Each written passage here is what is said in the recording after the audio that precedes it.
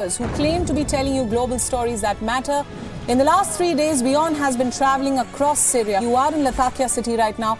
Tell us, what is the situation on ground at Gravitas? We don't just tell you stories from selected countries from around the world. 2 years since the Myanmar military coup, the people of Myanmar continue to live in a nightmare. Because it does not suit their propaganda, or because they are too scared to speak truth to power.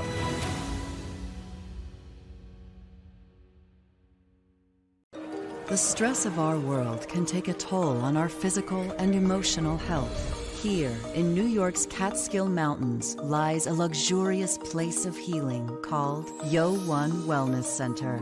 The WION Wellness Center provides 500,000 square feet of natural methods to manage diabetes, hypertension, chronic pain, obesity, depression, anxiety, and other conditions.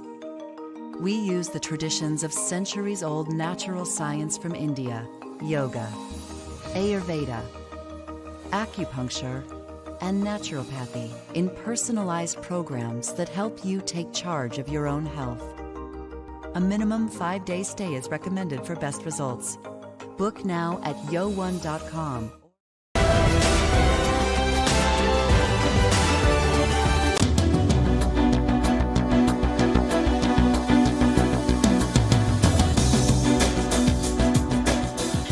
Welcome to the West Asia Post, our weekly special where we get you the big and the latest, the unfiltered and the unbiased from the world's most tense region.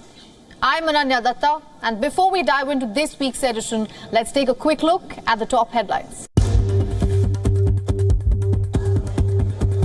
The Turkish lira weakens to a record low of 20 against the dollar ahead of this weekend's presidential election runoff, which will decide if President Erdogan extends his rule into a third decade. Iran unveils a new ballistic missile amid wider tensions with the West over its nuclear program. The Duchess of Edinburgh travelled to Iraq this week, meeting politicians and feminist activists in a rare visit by a British royal to the war-scarred country.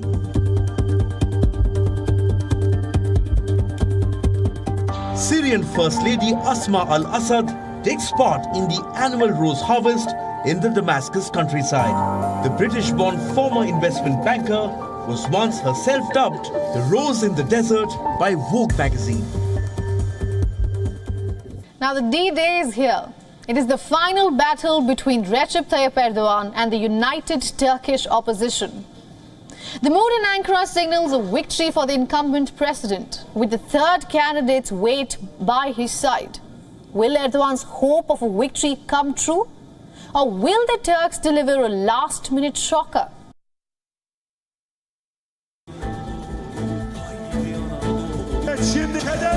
Will Recep Tayyip Erdogan's term as Turkey's leader come to an end? Will the united opposition get a taste of sweet victory? These are the questions dominating political conversations in Turkey. And the answers are almost here. On the 28th of May, this Sunday, two men will battle it out in the polling stations as Turkey votes once again to elect their next leader. This is the first election being held under Turkey's new electoral system. The runoff is the first since Turkey has switched to an executive presidency. The system was fully implemented after Erdogan's election victory in 2018, after a 2017 referendum that approved changes to the system. This vote is critical for the ruling Justice and Development Party. For them, it is the biggest electoral challenge in decades. The Turkish opposition at this point is at its strongest. Led by Kemal Kılıçdaroğlu, the rival bloc, sees this opportunity as their last chance to beat Erdogan. The choice is clear, either Erdogan or Kılıçdaroğlu.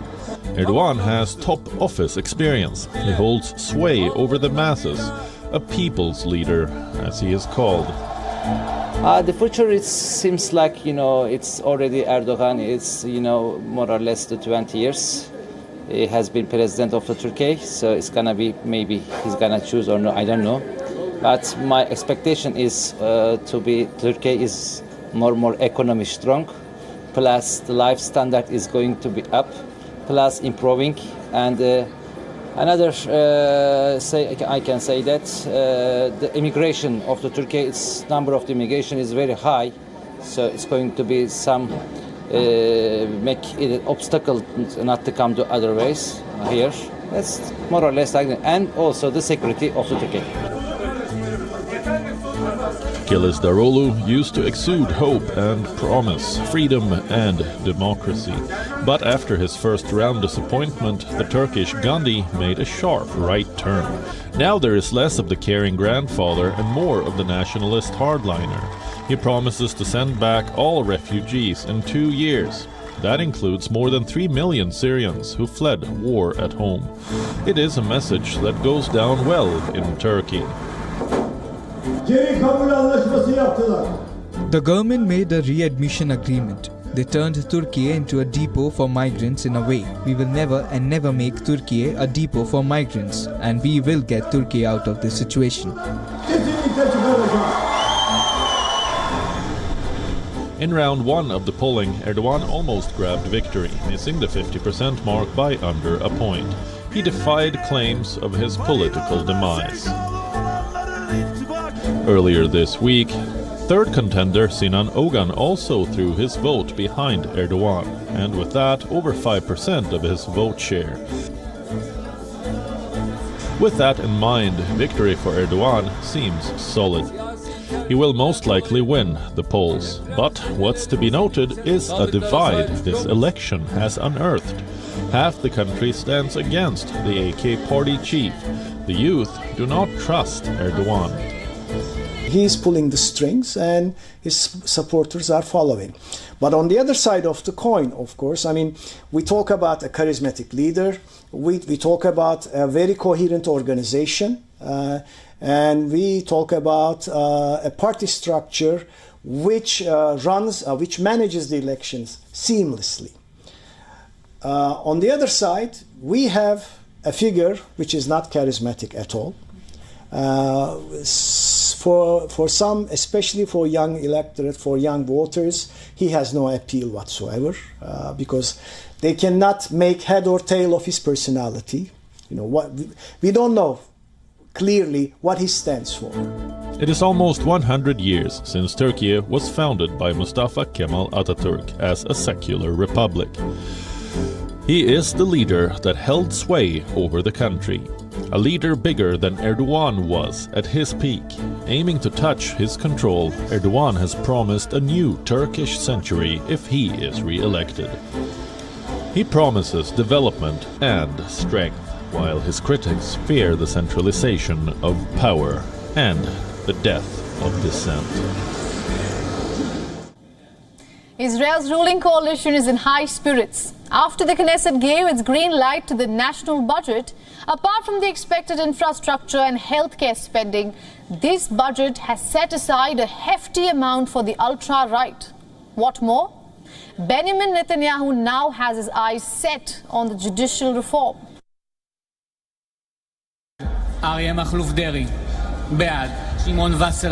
What was expected as respite for Prime Minister Benjamin Netanyahu has charged the streets once again. This week, Israel passed its national budget, one that promises a little too much cash to the ultra-right. בעד 64, נגד 56.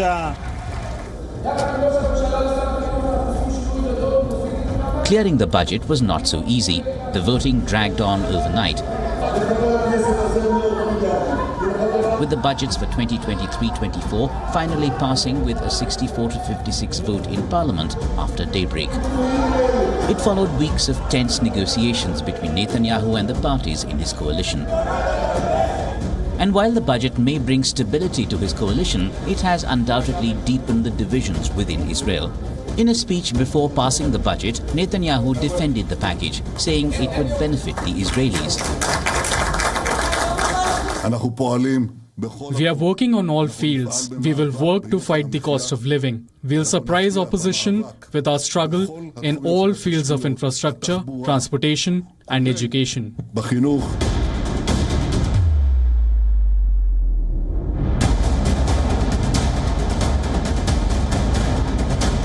But in reality, the people it's supposed to serve are standing against it. Before the session began, democracy protesters gathered outside the Israeli parliament, the Knesset.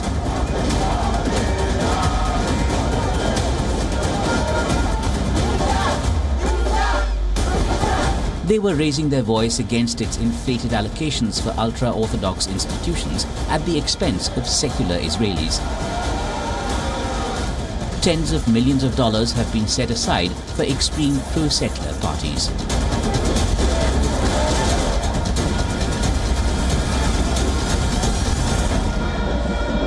The budget is not allocated for building bridges or building schools or supporting higher education. It is devoted entirely for purposes that will serve nothing at all to promote the growth and development of Israel in the future. The new budget has been criticized for allocating nearly $4 billion in discretionary funds. Much of it is for ultra-Orthodox and pro-settler parties. Finance Minister Bezalel Smotrich, a settler leader, has said he hopes to double the population of West Bank settlers in the coming years. Opposition leader and former Prime Minister Yair Lapid has denounced the budget as well. He called it a breach of contract with Israel's citizens, warning that the future generations will pay for it. Giving extra money to the far right is not all that infuriated the Israeli protesters. Bibi hinted that with the money now through, he will resume his judicial overhaul push. Talking to an Israeli broadcaster, Netanyahu was asked if reforms were back on the agenda. His answer, certainly, but we are trying to reach an understanding in the compromise talks. I hope we will succeed. Bibi introduced the overhaul in January. It triggered the biggest protest Israel has witnessed to date. Every week, hundreds and thousands stood up in arms against the overhaul. Netanyahu kept on pushing his view. He says the reform would limit some Supreme Court powers. It will give the coalition greater control over appointments to the bench. It aims to redress decades of overreach by the judiciary and to balance out branches of government. But those standing against it say otherwise. Critics have expressed concern over a threat to the court's independence by the Prime Minister. And to note, Netanyahu himself is on trial on graft charges he denies. On clearing the budget, Netanyahu tweeted that he achieved what he aimed for, but consciously ignored the toll his aims have taken on the Israeli society. Imagine spending your childhood in a war zone. The horrors of missiles, the devastation of tanks, and the dread of rockets. This dystopia is the reality for millions of kids in Gaza, who did not only miss the chance to have a normal childhood, but were left with trauma to deal with for the rest of their lives.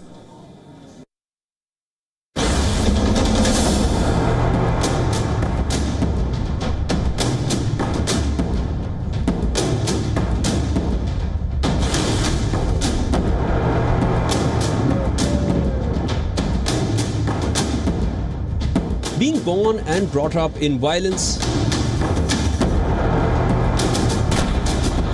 a sound merely similar to an explosion is enough to bring out the horrors of reality. What should have been a happy, holistic childhood is now synonymous with war trauma for thousands of Palestinian children.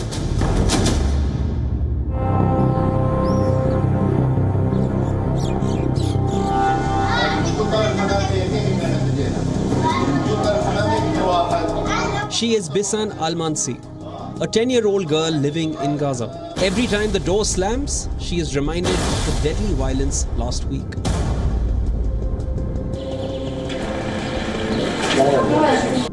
Israel and Palestine were engaged in deadly hostilities that claimed dozens of lives.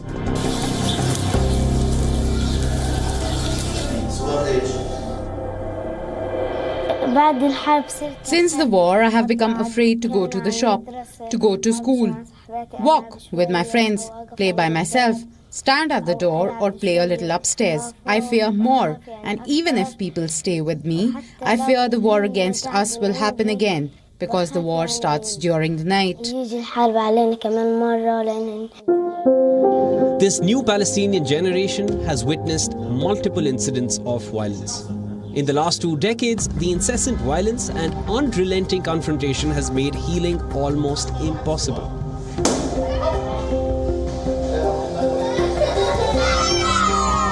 As the causes remain unchanged, almost a quarter of Gaza enclaves 2.3 million children who are in need of mental help.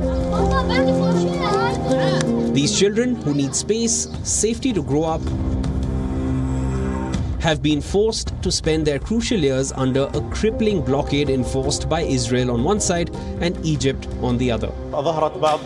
Some behavioral problems have appeared among the children, including intense fear and panic during sleep and at night hours, and also when hearing any sound that the children connect with, the sound of shelling. This is an emotional connection formed as a result of the events and circumstances that they have been through. Security in Gaza is a distant dream. There are no bomb shelters. Over 50% of the population lives under poverty, and healthcare is nearing its collapse. For millions of its residents living under Israeli threat, medical services are limited, movement is severely restricted, while the scars on their minds continue to run deep.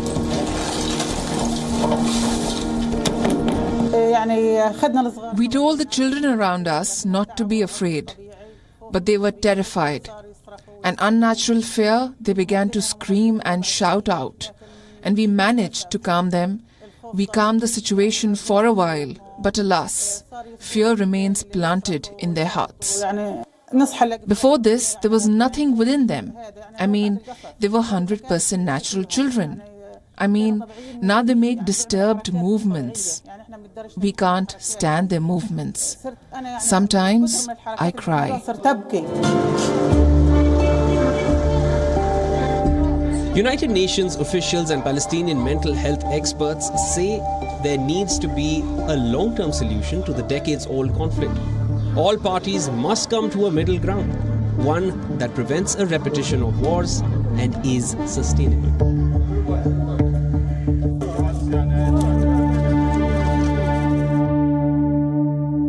At a time when the global youth is striving for modernity, a group of young Iraqis are saving the tradition. They row a flotilla of traditional wooden boats celebrating an ancient nautical heritage in the now drought-stricken country.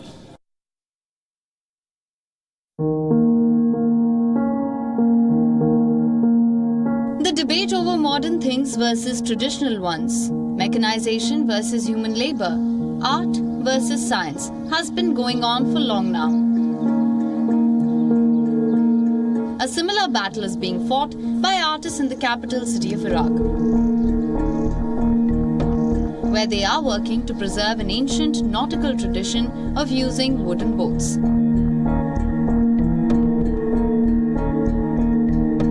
Once a common sight in Tigris and Euphrates, the birthplace of ancient civilizations, these traditional boats called as mashuf are now on the verge of extinction. They're being rapidly replaced by motorized vessels.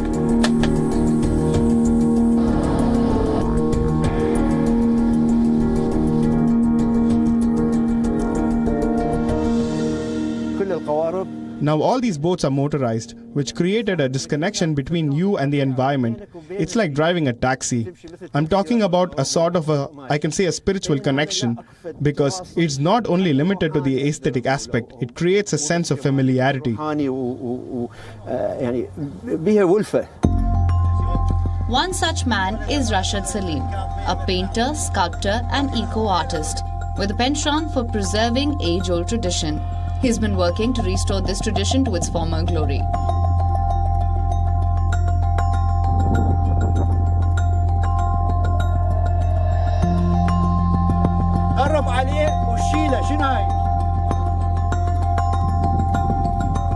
He co-founded Safina Projects, which aims to revive Iraq's traditional boating culture. Some 5 years ago, the 62-year-old started placing orders for construction of these boats. In order to save the dying craft, he went a step by involving youth in the task. He created teams with the help of nautical clubs that could teach youngsters on how to use these vessels.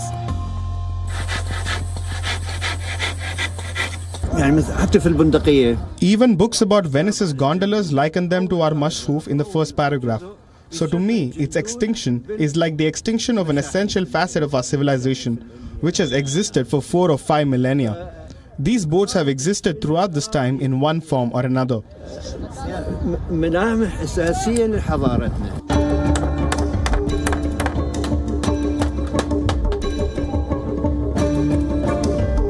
But with Iraq experiencing frequent droughts due to climate change, water bodies suffering due to pollution, and rising salinity, the technological advancement taking place unabated, it seems like a daunting task.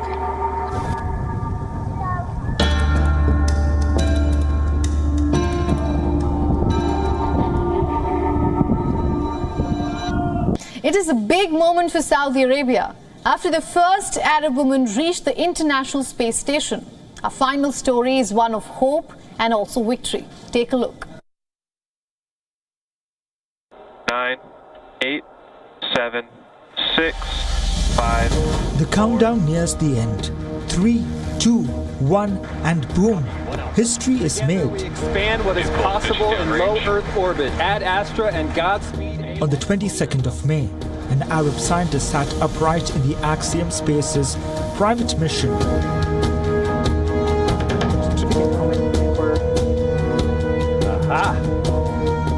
Riding along with 3 other people, Rayana Bharnavi became the first Arab woman to have arrived at the International Space Station. So, greetings from outer space. I'm here not only representing myself, but representing the hopes and dreams of everyone back home, everyone in the region. We are here gathering with different cultures and this international collaboration. This shows how space brings everyone together. By profession, a biomedical scientist, and by passion, an astronaut. For the 10 days she spends at the ISS, Bharnavi plans to carry out stem cell and breast cancer research. She hopes to succeed to inspire women from all backgrounds in the Middle East. Her experiments will be based on the work she has done over the past 9 years as a research lab technician. Accompanying Bharnavi on the space trip is a Saudi mission specialist. Ali Al-Karni is the second male astronaut from the Gulf Kingdom to go to space. The pair are the first Saudi astronauts to voyage into space in decades. Along with them are 2 Americans, Commander Peggy Whitson and pilot John Schaffner. Together we expand what is possible in low Earth orbit. The crew traveled to space inside SpaceX's Dragon spacecraft. It sat atop the Falcon 9 rocket launched from Kennedy Space Center in Cape Canaveral in Florida.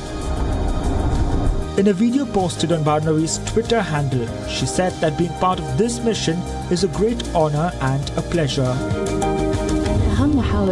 One of the most significant themes of Vision 2030 is the Kingdom of Saudi Arabia's support and empowerment of women. One of the goals of researchers, scientists and developers on Earth is to conduct their experiments in space. Now, I'm here to represent the Kingdom in this scientific mission aboard the AX-2 spaceflight. These space missions are among the fruits of the Kingdom's vision so that our ambitions reach the sky.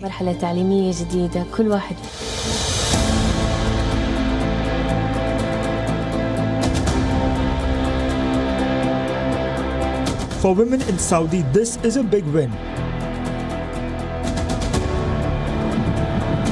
It was only in 2018 that women in the kingdom got their right to drive a car, and in a society where the man is still considered superior.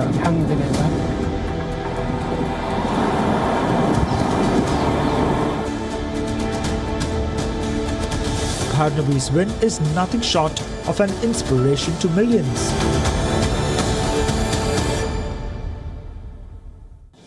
And that is all we have on this week's episode of West Asia Post. We will be back next week with an all-new lineup with all developments and fresh takes on everything big happening in the region. Until then, keep watching WION World is One.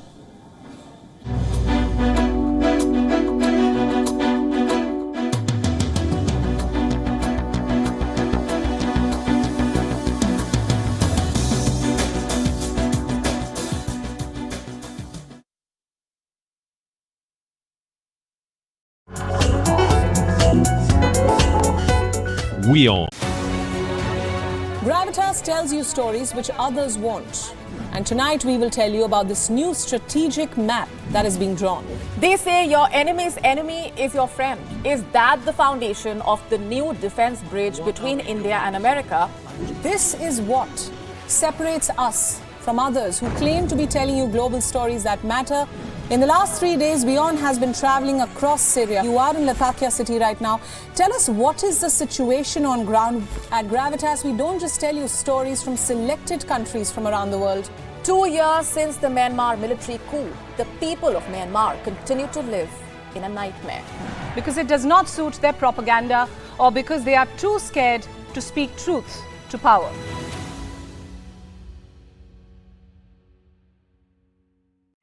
The stress of our world can take a toll on our physical and emotional health. Here, in New York's Catskill Mountains, lies a luxurious place of healing called WION Wellness Center. The WION Wellness Center provides 500,000 square feet of natural methods to manage diabetes, hypertension, chronic pain, obesity, depression, anxiety, and other conditions.